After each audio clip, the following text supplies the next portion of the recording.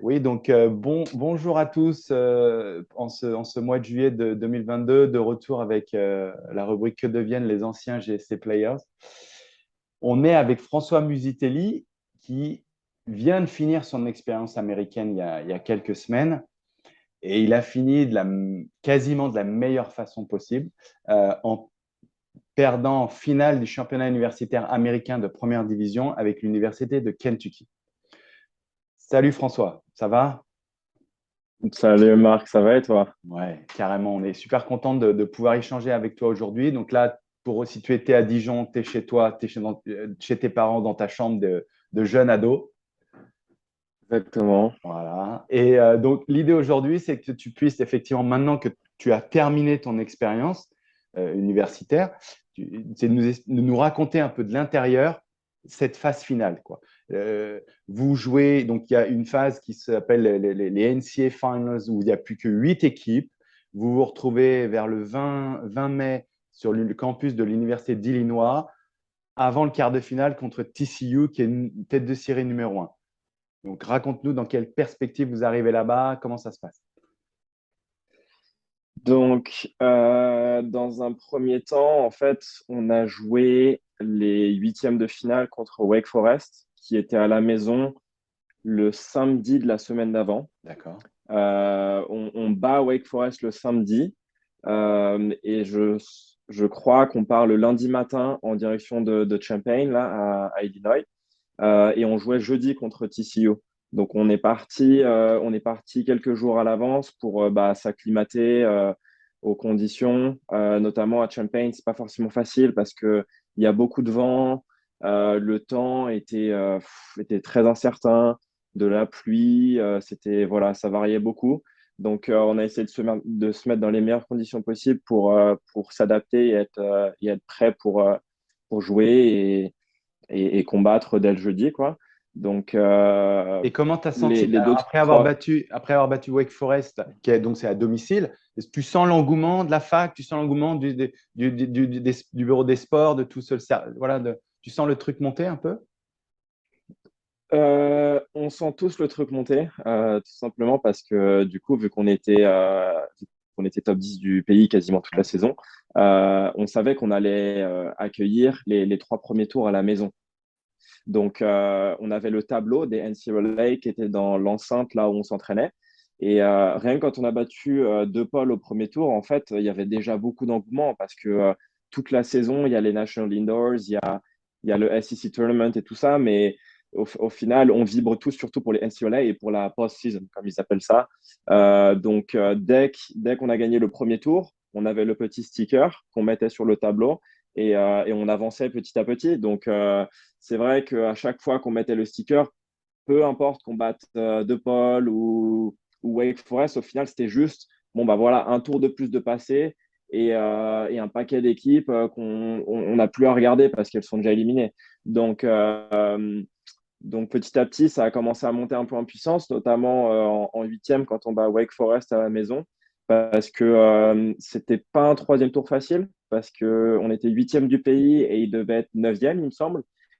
Et puis, bah voilà, n'importe quelle équipe dans le top 10, de 1 à 6, ça joue très bien. Et les rencontres, je vais pas dire que c'est pile ou face, mais c'est vraiment pas évident de les gagner. Donc, même s'il suffit qu'on joue bien, si l'autre équipe joue mieux, à tout moment, on peut passer à la trappe. Donc, on était très content de s'en sortir contre Wake déjà. Et puis après, forcément, quand on a battu TCU, là, on s'est dit, bon, on commence à bien se sentir, c'est quand même bien. Mais en fait, on avait cet état d'esprit, on se disait, on gagne ces matchs-là, mais c'est pas non plus des coups de poker. Oui, bien sûr. On était très serein, quoi. Donc, on s'est dit, bah là, on est quand même en demi. Et on a le sentiment que tout le monde est plutôt en forme physiquement. Il n'y a pas de raison que ça s'arrête, quoi. Donc après, quand on a battu Ohio State également en demi-finale, bah là, l'excitation qui est au max. Et après, la finale, c'est un peu autre chose. Alors, raconte-nous justement, l'équipe, comment tu as vécu ça, toi? La finale en particulier Ouais. ou le chemin Bah, le chemin et après, la justement. finale.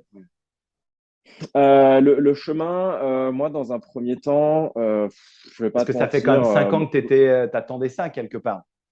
C'était un peu Ouais, ouais, ouais, l'apothéose. ouais. C'était, Ouais, ouais, non, c'est sûr. Je pense que n'importe quel joueur qui joue en Division 1 regarde souvent les NCAA parce que c'est toujours intéressant. Puis la fin du championnat, en général, ça joue quand même plutôt bien.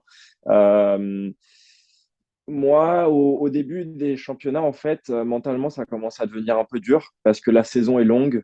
Euh, il me semble qu'on a dû faire 35 rencontres avec l'équipe, donc c'est quand même énorme depuis mi-janvier. Parce qu'au-delà de ça, il y a également tous les déplacements à droite à gauche. Donc moi, j'étais vraiment fatigué. On a perdu en finale du SEC Tournament, donc de la conférence contre Florida. On a pris 4-0 et ça a été un 4-0, mais net, quoi. très, très Ouais. rapide, quoi, très net. Donc là, moi, j'avais pris un petit coup et je m'étais dit, c'est dur d'autant s'entraîner pour au final peut-être se pointer au NCAA et faire un quart de finale, huitième de finale et c'est ni vu ni connu. On va jamais se rappeler de l'équipe, quoi.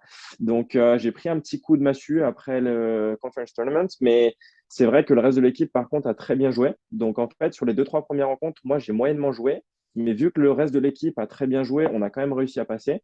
Et par contre, à partir des quarts, demi et finale, là, je me suis dit, il y a vraiment n'importe quelle équipe qui peut gagner. Et là, c'est surprenant parce que j'ai complètement changé d'état d'esprit. Et là, par contre, dans les moments les plus importants, j'ai vraiment produit du bon tennis.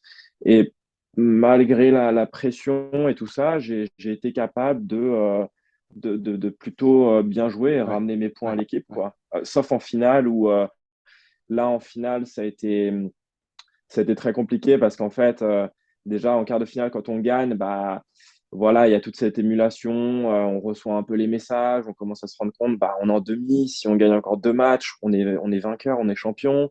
Donc forcément, ça trotte un peu dans la tête, quoi. On a beau essayer de se le cacher, c'est bel et bien là. Et après, en demi-finale, quand on bat Ohio State, on les avait joués au mois de février chez eux. Et ils sont très durs à jouer parce que déjà, ils ont une très bonne équipe, hein, ils ont beaucoup de très bons joueurs. Et en plus de ça, quand on va jouer chez eux, il y a beaucoup, beaucoup de supporters et il y a énormément de bruit. C'est super dur enfin, c'est super dur de jouer dans les conditions là-bas. Donc, on avait perdu 4-0 début février. Je me rappelle, c'était un vendredi soir. C'était complètement full, leur enceinte. Et on avait pris 4-0, mais je pense que ça va durer une heure et demie, quoi. Et donc, on était peut-être 7 ou 8 du pays, il devait être genre 2 ou 3 du pays. Et on s'était dit, bah là, ça va être notre gros défi de la saison. On démarre la saison et on s'était fait complètement marcher dessus. Donc, autant dire qu'après, bah, on était tous vraiment défaits, on avait pris un coup. Et du coup, le jour de la demi-finale, on s'était dit, bah là, c'est notre revanche. C'est clairement notre revanche. On est sur un site neutre. On va pas avoir tous leurs fans, etc. Malgré le fait qu'une grande partie de leurs fans Ouais. sont quand même venus au Ouais. match. Euh, et ce jour-là, il a plu. Donc, on Oui. les a joués en salle. Et Ohio State, en salle et dehors, c'est pas du tout la même équipe. En salle, ils jouent vraiment mieux. Euh, donc, on perd le point du double rapidement. Et là, dans ma tête, bah, moi, je me dis, merde, quand on perd déjà 1-0, il faut leur prendre 4 simples. Pas évident. Et en fait, incroyable ce qui s'est passé. Je pense que c'est notre meilleure rencontre de l'année. On n'a pas un seul mec qui était pas là ce jour-là, qui s'est pas battu ou qui a pas fait de son mieux. Il y a vraiment tout le monde qui a délivré une Ouais. bonne performance. Et du coup, au final, on finit par gagner 4-1 relativement facilement parce que si on allait jouer toute la rencontre, on allait gagner 6-1. On était sur le point de gagner les deux autres simples. Donc, on leur a complètement marché dessus en l'espace de peu de temps. Et là, il y avait une ambiance mais complètement folle. On jouait dans l'enceinte avec les 6 terrains couverts les uns à côté des autres. Et, euh, et pour te dire à quel point c'était fou, il y avait un de mes coachs qui était sur le banc, sur mon terrain. Et bon, bah voilà, dans le college tennis, entre deux points, on se fait coacher, On ça a donne bien des vu ça. conseils dans tous les sens. C'est clair. Et, et en fait, quand il me coachait, c'est simple, du banc à la ligne de fond de cours, mais j'entendais rien. Je n'entendais pas ce qu'il me disait tellement c'était bruyant, c'était mais un bordel monstre. Et du coup, il était obligé de se rapprocher de moi. Et même quand il se rapprochait de moi, limite, il me criait pour me parler, pour que j'entende. Et également, lorsque je joue, par exemple, moi j'aime beaucoup quand c'est très calme, quand il n'y a pas beaucoup de bruit, etc. Du coup, ce jour-là, c'était super dur parce que même quand on jouait, des fois, j'entendais pas le bruit de la de balle. la balle quand je frappais la balle. Et c'était super dur de se concentrer. Il y avait tellement d'enjeux. Et, au final, quand on finit par gagner ce quatrième point, quand Liam en numéro un clinch pour nous envoyer en finale, bah, là, il y a le sentiment de battre Ohio State, qui nous ont pris de haut, mais toute la saison. Donc, prendre notre revanche et puis de se dire, bah, là, on est en finale. Et à partir du moment déjà où on est en quart de finale, comme je te disais, on se dit tout le monde peut gagner le tournoi, même si Florida était un peu favori. Et là, à partir du moment où on est en finale, bah, on se dit clairement, on a battu les numéros un, les numéros 3 et les numéros 9 du pays en l'espace de 5-6 jours. Ouais. Qui peut nous arrêter si on joue bien, quoi. Et du coup, là, après la demi-finale, pareil, là, une émulation. Plus on gagnait, plus on avançait dans le tournoi et plus l'engouement et l'émulation montaient en puissance. Hein. À chaque fois, c'était de plus en plus important. Et là, par contre, le jour de la finale, en fait, donc Virginia battit Tennessee dans la foulée relativement facilement. Virginia qui jouait très très bien parce qu'en fait, il y a une stat complètement folle quand ils ont gagné le tournoi. Ils ont gagné 23 matchs de suite quand même. Et à partir des huitièmes de finale, ils ont battu les quatre meilleures équipes de la SEC, donc de notre Ouais. conférence. Ils ont battu 4-0 South Carolina, 4-1 Florida, 4-0 Tennessee Ouais. et 4-0 contre nous. Donc ils ont complètement marché sur Ouais. tout le monde qui était censé être Ouais. les meilleurs sur le papier, quoi. Donc assez impressionnant. On savait très bien que Virginia, ça allait être dur. Mais en fait, ce qui s'est passé, c'est que le jour de la finale, je pense il y a certains joueurs dans mon équipe, et moi en partie, on était très nerveux. Et malgré le fait que bah, voilà, on essayait de mettre des routines en Ouais. place, on essayait de faire abstraction et de vraiment se concentrer sur jouer un match à la fois, là, c'est quand même la finale. Donc, c'est assez impressionnant. Donc, moi, j'essayais de me dire, bon, bah voilà, on va déjà dans un premier temps jouer le double. Le problème, c'est qu'en double, en fait, en double 2 et 3, on a perdu très rapidement. Ça a dû être 6-2 et 6-0, je crois. Et nous, en double 1, avec mon partenaire, il devait avoir 4-4. On tenait la route. Mais du coup, on perd le point du double. Et là, on se dit, bon, 3 jours de suite, on a perdu le point du double. Ouais. Parce que déjà, Exact. contre ici, on a perdu le point Ouais. du double. Là, on se dit, ça va commencer à être un peu dur, quoi. Et en numéro 6 toute l'année, on avait eu du mal. On a dû finir avec 5 victoires pour 22-23 défaites en numéro 6. Donc, en fait, on a fait notre bonne saison en espérant qu'on gagne nos simples, 4 de nos 5 Eh simples oui. dans notre top 5 du line-up. Ouais. C'était toujours comme ça. Ouais.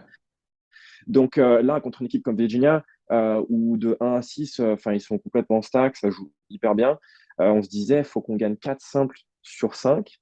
Et en fait, deux joueurs qui gagnaient très régulièrement tout au long de la saison, en numéro 2 et 5 ce jour-là, ont perdu.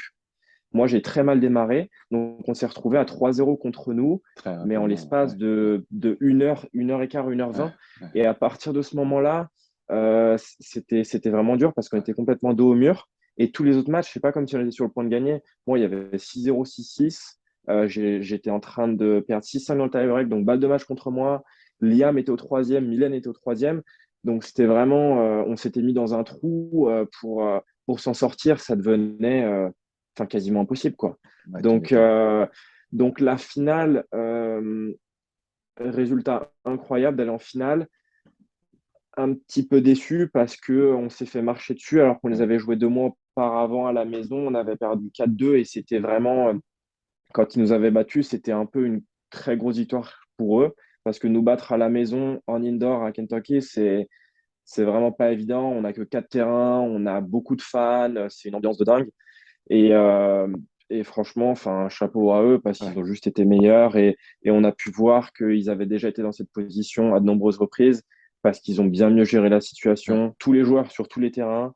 Et ils avaient gagné d'ailleurs les nationaux en, je crois, 2016, 2017, Ouais. 2018. Ils avaient beaucoup plus d'expérience et ça s'est clairement vu et c'est un petit peu dommage parce qu'on n'a pas réussi à trop en profiter le jour de la finale au final. Ouais. Ça a été super vite. C'est vrai C'est que c'est mon regret. Ça a été très rapide. j'ai regardé et c'est vrai que ça c'est parti tout de suite en sucette, quoi. Ça a été, comme Ouais, tu dis, très vite les doubles. Parce que pour que les gens comprennent, on commence par les doubles. C'est un set de 6 sans échauffement. Donc ça peut durer 25 minutes le double. Et puis dès qu'une équipe a gagné deux doubles, hop, on arrête tout et on passe au simple. Donc, comme tu dis, quand ça part mal, des fois, c'est très, très compliqué d'arriver à rétablir l'équilibre, quoi. Et c'est là Ouais. l'espèce d'engouement, mais en même temps de folie du college tennis. C'est ce côté d'arriver à quand même garder pied sur son propre terrain quand il se passe tout ce qui se passe autour. Et Mm. ça, c'est formateur, je pense. Mais c'est vrai que quand on le vit à l'extrême, avec la finale et l'enjeu, tout ça, il y a moyen, effectivement, de perdre pied, quoi. Ouais. Et donc, Ouais, bon, et juste, vas-y, excuse-moi. excuse-moi, Non, vas-y. non, vas-y. Justement, ce que font très bien les toutes meilleures équipes, là, toutes les équipes du top 10, c'est que tout au long de la saison, en fait, on voit toujours ces équipes qui sont dans des situations où on se dit, mais attends, ils vont perdre contre une équipe qui, sur le papier, est entre guillemets moyenne, moins bonne, 20, 25, 30. Et à chaque fois, la plupart des équipes top 10 retournent complètement la situation et finissent par gagner 4-2, 4-3 à l'arrache, ce qui s'est passé pour nous plusieurs fois d'ailleurs, parce que dans les toutes meilleures équipes, comme la nôtre cette année, ça se bat vraiment et ça se bat jusqu'au bout, quoi. Ouais, Et ça, ils adorent le terme compete, tu ouais, vois. ouais, Et c'est vraiment ça. Et pour le coup, moi qui venais d'une plus petite école, en venant à Kentucky, ça a eu tout son sens, mais ouais, vraiment à un autre niveau où j'ai vu des situations où des fois je me disais, mais cette équipe, elle va jamais s'en ouais, sortir. ouais, Et au final, 2 heures après, je me réveille de ma sieste et ouais, l'autre équipe avait ouais, gagné et tu te ouais, dis, mais comment c'est possible? ouais. Et Mais donc, là, en ouais, final, le trou était trop important, trop quoi. important. Alors, donc, du coup, après, voilà, vous passez sur remise des prix, déception, mais en même temps satisfaction. C'est quoi le mot final de Cédric, le coach du staff, avant que vous rentriez finalement tous chez vous? Alors, c'est quoi? Dans un premier temps, je pense qu'il ne faut pas se voiler la face. On s'est tous dit, la finale a pas été belle, on n'a pas bien joué. C'est dommage et c'est passé beaucoup trop vite. Mais ça, c'est vraiment, c'est bref, hein, ça dure 1 minute 30 et c'est pas comme les autres défaites le reste de la saison où si tu prends une défaite comme ça et que ça se bat pas vraiment, bah là, ça dure pas 1 minute 30, ça dure un peu plus longtemps et on a de quoi se remettre en question. Mais par contre, après, bah, on se reconcentre vite sur le positif. On a commencé la saison, je crois, on était top 10 toute la saison. Mais à un moment donné, on avait une stat qui était catastrophique. On devait être à une victoire pour 5 défaites contre les équipes du top 10. On a eu des mecs qui ont eu le Covid, des mecs qui étaient blessés. Enfin bref, ça c'était quand même jusqu'à mi-mars. Et là, on se disait, mais on est en train de faire une saison qui est vraiment super moyenne vis-à-vis de tout le groupe qu'on a et tout ce qu'on pourrait faire. Et du coup, sur la fin de la saison, comme on a réussi à complètement retourner notre saison, bah là, forcément, les coachs, le staff étaient très, très contents de nous. Nous également, enfin, mine de rien, on était fiers de ce Ouais, qu'on avait fait. ouais, C'était la première fois pour l'école. Et je pense que malgré cette finale qui a été un peu gâchée et pas forcément super, on a fait des choses qui étaient bah, une première pour l'histoire. Donc, faut quand même être réaliste et se dire que bah, c'est un grand pas en avant pour le programme et que bah, maintenant, les futurs joueurs qui vont y aller, ils savent que ça a été fait et ils savent que ça peut être fait à nouveau à condition de mettre en place les bonnes choses jour après jour, quoi. mhm, mhm. Et donc, tu le sous-entendais, mais toi, c'est terminé pour toi, hein, le college tennis. Voilà, ça Ouais. s'est fini comme ça s'est fini au bout. Tu as été au bout du bout. Donc, euh, si je comprends bien, maintenant, il te reste un semestre pour finir ton master's. Exactement. Ouais. Exactement. Donc là, tu es revenu en France. Pour l'instant, tu fais des tournois, des CNGT. C'est quoi la suite alors? Tu te projettes? Alors, en fait, ce qui se passe avec mon master, c'est qu'il me reste 2 ou 3 matières différentes à valider. Donc, j'ai trouvé un deal avec la fac où je peux suivre ce cursus scolaire en ligne. D'accord. Donc, j'avais 2 options. Soit je retourne sur le Ouais. campus, soit je les prends en ligne. J'ai décidé de suivre le cursus scolaire en ligne, tout simplement parce que là, je suis en forme physiquement, j'ai beaucoup progressé et j'ai envie de jouer le circuit. Au bout d'un moment, ça fait déjà 2, 3 ans que j'ai envie de le jouer. Ouais. Euh, la période Covid avait compliqué les choses. Et là, du coup, je vais continuer mon cursus scolaire tout en voyageant en tournoi, en fait. Donc cet été, D'accord. dans un premier temps, j'ai dû faire les matchs par équipe en Allemagne, 2, 3 tournois français parce que ça me permettait de gagner de l'argent également. Et là, par contre, je commence le circuit à fond. D'ici un mois, je vais commencer à voyager. Et, et puis, c'est parti pour l'aventure, aussi bien en simple qu'en double, parce que j'adore le double. Donc, j'ai hâte de voir comment ça va se passer, quoi. D'accord. C'est la grande transition. Et alors, la programmation, bon, c'est jamais évident parce que je vais te poser la question de la programmation, mais finalement, c'est tellement tributaire des résultats. Mais tu prévois de retourner là-bas pendant une période pour éventuellement t'entraîner, jouer des futurs aux US ou des challengers? Enfin, comment tu as réfléchi, j'imagine, à tout ça, mais c'est quoi à peu près l'idée? Alors, dans un premier temps, c'est une bonne question parce que j'y ai beaucoup réfléchi, ouais. Dans un premier temps, en fait, je vais pas mal jouer en Europe, je pense. Donc, dans un premier temps, les futurs, hein, parce que là, j'ai que un point, pas beaucoup joué du tout. Et du coup, par contre, d'ici quelques mois, j'aimerais beaucoup pouvoir retourner à Lexington, à la fac à Kentucky, pour m'entraîner avec tous mes teammates, avec les coachs, également les voir. Et en fait, la plupart d'entre eux jouent le circuit déjà. Donc, pour pouvoir voyager un peu avec Ouais, eux, bien jouer sûr. également en double avec eux. Donc, en fait, les États-Unis, là, c'est terminé d'un point de vue universitaire. Mais c'est sûr que j'aurai toujours un pied à terre Une base, et, quoi. et voilà, j'ai développé Ouais. ouais, une base exactement. Donc, j'ai des amis très proches qui sont là-bas encore. Donc, je pense que c'est juste une question de temps avant que j'y retourne au final. D'accord. Et alors, pour terminer, j'avais une petite question pour toi. On voit de plus en plus de joueurs universitaires américains qui percent, hein, qui passent les challengers et qui commencent à avoir leur mot à dire en Grand Chelem et en ATP 250-500.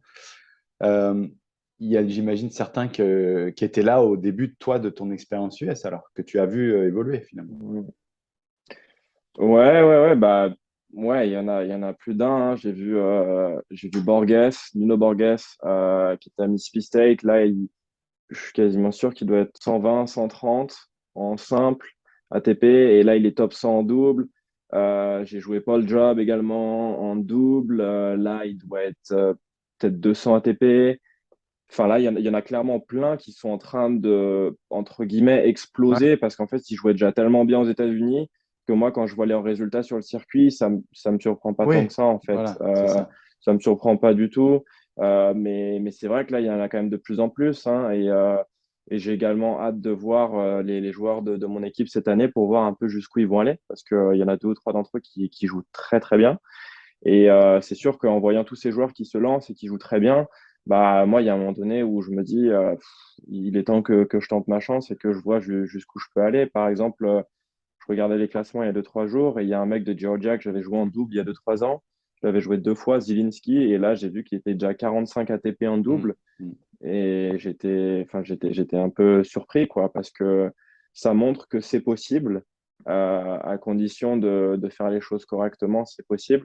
Et je trouve que c'est bien parce que ça peut inspirer un paquet de joueurs à suivre le même parcours, quoi. Ouais, ouais, d'accord. Tout en Bon, ayant l'expérience universitaire, à avoir ton diplôme scolaire, à rencontrer des gens des quatre coins du monde. Enfin, c'est tellement, tellement bénéfique, en ouais. fait. Et, et là, il y a un an, en fait, tu es revenu, parce que pour expliquer aux gens, au départ, tu étais parti du college tennis, il y a eu le Covid, et tu t'es posé la question, est-ce que je reviens? Pourquoi je reviens? Etc.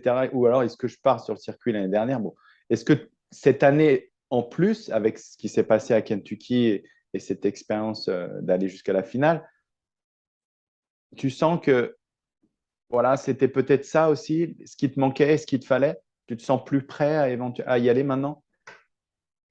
Je pense que ça m'a beaucoup aidé. Ouais. Le fait d'être dans une infrastructure qui était quand même, malgré le fait que c'était la fac, c'était quand même très pro, je trouve. Parce que par exemple, j'avais Cédric comme coach qui a été 150, un autre coach qui était de ma fac qui a été 300 ATP. Et le fait d'être dans un environnement avec tant de mecs qui voulaient jouer pro et qui avaient déjà un niveau pour très bien jouer sur le circuit, ça m'a beaucoup aidé parce que moi, j'ai jamais été dans des infrastructures comme ça. J'ai toujours été un peu tout seul de mon côté. Et ça, c'est quelque chose qui me manquait et ça m'a permis de me rendre compte de certaines choses. aussi bien dans la préparation, dans le niveau de jeu que ça demande, etc. Et du coup, je pense que ça m'a fait beaucoup de bien. Et le fait de jouer dans des situations où il y avait quand même beaucoup de pression, c'est sûr que ça te force à travailler sur toi en tant que joueur, ta gestion des émotions, ta capacité à jouer sous beaucoup de pression. Et, euh, et ça, je pense que ça m'a beaucoup, beaucoup aidé. Ouais. Donc, aucun regret. D'accord. Et tu vas justement garder ce contact, voilà, euh, régulièrement dans l'année là-bas pour justement continuer à avoir une structure et pas retourner sur quelque chose où tu es un peu plus seul finalement. Ouais, ouais, ouais. Cette structure d'entraînement, au final, dès que je vais avoir une période où que je vais aller jouer des tournois aux États-Unis, j'aurai toujours un pied à terre là-bas et j'irai m'entraîner s'il y a besoin. Parce qu'au final, malgré le fait que j'ai joué que un an là-bas, mes relations, surtout avec Cédric, sont super bonnes et il m'a beaucoup aidé. Donc, je suis sûr qu'à l'avenir, si jamais j'ai besoin de quelque chose ou d'aide sur le circuit, je sais qu'il va décrocher le téléphone, quoi. Ouais, d'accord. Ok, super. Bah, écoute, merci François pour ce témoignage, ce retour d'expérience.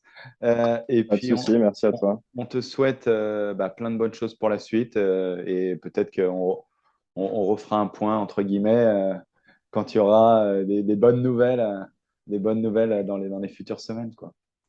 Bah écoute, avec plaisir, mais Voilà. merci à toi. Je t'en prie. Salut Super. François. Ciao, ciao. Allez, ciao.